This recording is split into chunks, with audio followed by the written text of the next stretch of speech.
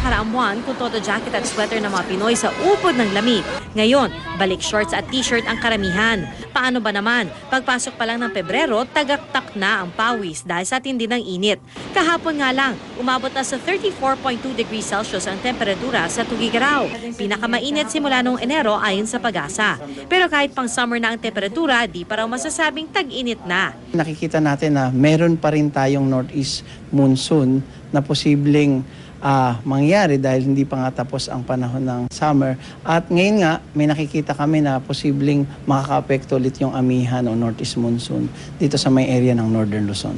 Katunayan, lalamig pa raw muli ang panahon. Hindi nga lang kasing lamig noong Enero. Paliwanag ng Pag-asa, mayroon pa rin namang hanging amihan galing sa Siberia na pumapasok sa bansa. Pero nahahaluan na ito ng mas mainit na hangin na galing naman sa Pacific Ocean.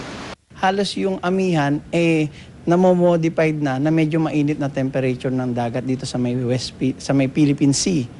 Kaya pagdating dito sa landmass, almost a little bit warm yung ating nararanasan at nandyan din yung umiiral na easterly wind. Para ideklarang tag-init na, kailangan makapagtala ng temperaturang di bababa sa 33 degrees Celsius sa magkakasunod na araw.